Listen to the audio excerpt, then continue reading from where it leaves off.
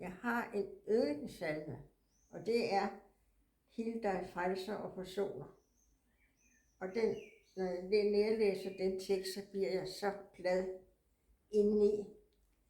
Og så har jeg en, der hedder Vær du mig nær.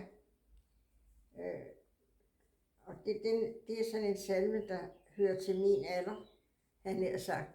Vær du mig nær, når andres hjælp og trøst er intet værd. Du hjælpeløses hjælp, vær du mig nær. Og den synes jeg, den passer. Den sang jeg meget for min mand, da han lå og var syg, at han ville gerne høre den. Og det er jo dejligt at vide, at også når man er gammel, så er Gud med os. Og så har jeg den lille salme i den nye salmebog, der hedder Guds nåde er en vintergæk. Og den synes jeg er så dejlig, fordi når du ser blomsterne, Guds nåde er uendelig mod blomster, mod mennesker, vores alle sammen. Og den tager jeg med mig hver morgen. Guds nåde er ny hver eneste morgen. Sådan har jeg det med det. Og så bliver man jo glad, for man er jo ikke glemt. Det står også, at man ikke er. Så på det måde der, så i sang, så det var når man i ungdomstiden. Har du en ven, er han din ven i ungdomstiden, er det givet, at han også er med, når du bliver gammel og grå.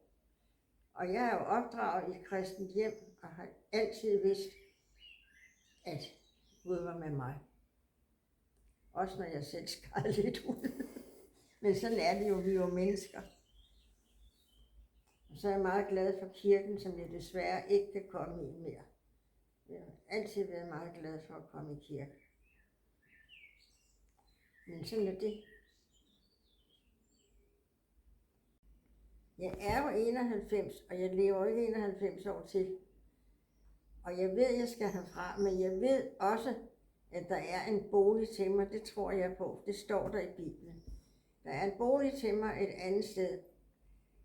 Og jeg vil ikke sige, at jeg glæder mig til at komme herfra, for jeg er jo nysgerrig. Men jeg er ikke bange for det.